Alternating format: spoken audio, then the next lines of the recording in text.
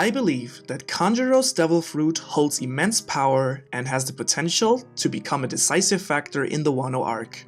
In the One Piece world, devil fruits grant their users a distinct advantage in power and ability over regular people.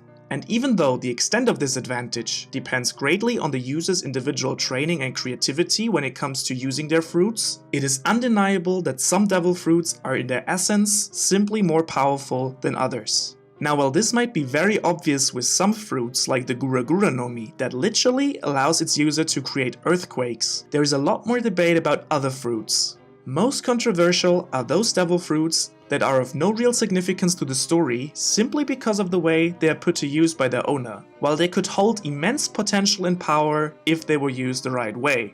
And one of those very underrated or maybe just underappreciated abilities is, in my opinion, the devil fruit of Kanjuro, one of the samurai of Wano and an ally to the Straw Hats. Judging from what we have seen from Kanjuro over the course of the story so far, one might get the impression that his powers are nothing more than convenient at best. His devil fruit allows him to turn a drawing into a real three-dimensional object, but he uses that ability for relatively unexciting tasks like climbing Senisha or to escape the prison in Dressrosa.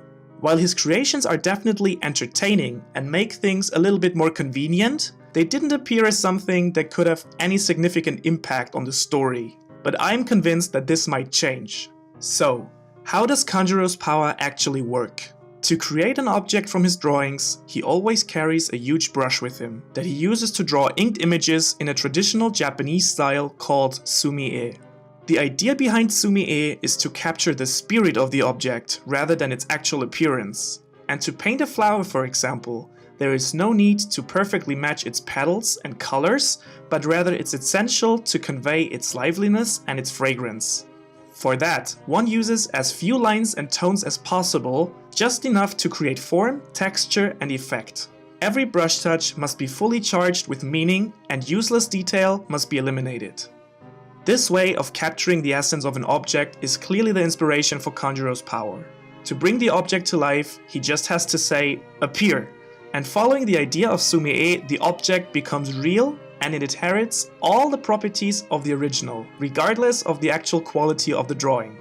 Now, I want you for a moment to forget about Kanjuro's appearance and his personality and just think about the ability by itself.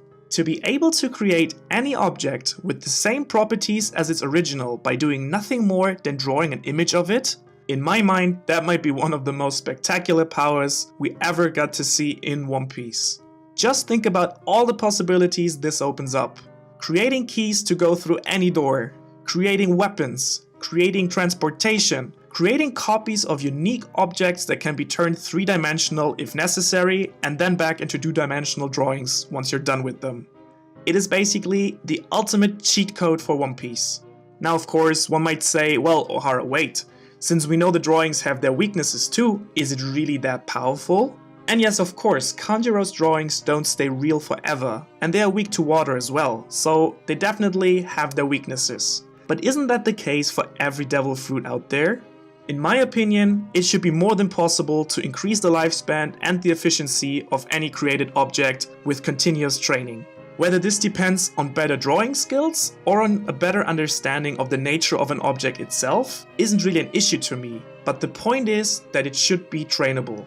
So imagine someone who actually understands this devil fruit and using it, honing their skill to make it as close to reality as possible and creating anything you need.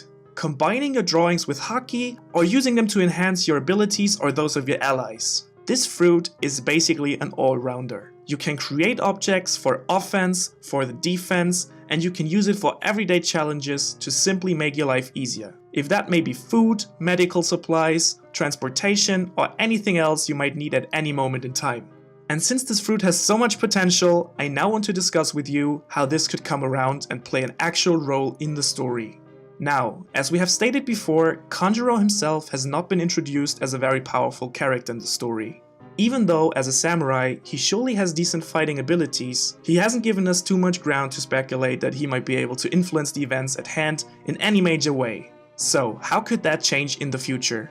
Well, firstly, there is the chance that Kanjuro is really all he seems to be. He just has his slightly underwhelming drawing skills and he doesn't have any aces up his sleeve. Even in that case, he might still become a very valuable asset for his allies in Wano. Since he has the ability to create food that is actually eatable, he might be able to provide for those who are starving all over Wano and actually make them mobile to fight. He might create weapons for them, or transport the Straw Hats where they need to be.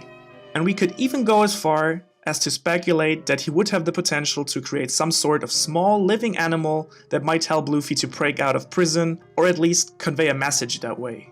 Now the second possibility is that Kanjuro currently has the level of control that we know of, but will develop them over the course of the arc. Now, while I definitely think that many characters will have to go beyond their boundaries and grow in Wano, Kanjuro is rather an old and more developed character, and I think that it's highly doubtful that he will show any kind of major skill development in the close future.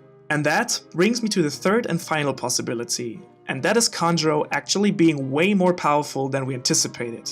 As a basis for this speculation, I look at the hype Oda has built around the samurai of Wano, and how, for example, Shutenmaru seemed to be able to spar with Jack on equal terms. And in my mind, I expect the retainers of the Kozuki clan to be at least more or less similarly able fighters in terms of strength. And I'm sure that Oda has not shown us the full potential of Kinemon, Kanjuro or Raizo so far. So I think it is very possible that Kanjuro actually has a lot more in store when it comes to his power.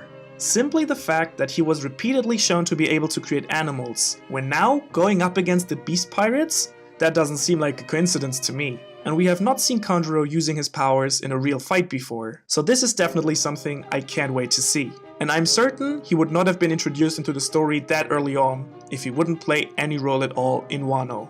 So, I think that we can all look forward to seeing what Kanjuro and his Devil Fruit have in store for us in the future, and if it will be of any significance to the story. Even though it was necessary for Oda to nerf the abilities of the fruit by giving it to someone like Kanjuro, I still think it is one of the most extraordinary fruits in the story. It allows its user to create reality and cheat the rules of the One Piece world. I would love to see what this power would have looked like in the hands of a character with a better understanding of its abilities, and also who might have owned the fruit in the past. So now, I'm really excited to hear your opinion on the matter. Do you think Kanjuro's Devil Fruit has the potential to be one of the most powerful in the story? Will it play a decisive role in Wano? And what objects can you come up with that could change the game completely by creating them with this fruit? Share your thoughts in the comments below. I hope you enjoyed this video. If you did, please give it a thumbs up and consider subscribing to get notified for any future content of mine. I hope to see you around next time, and until then, have a great week.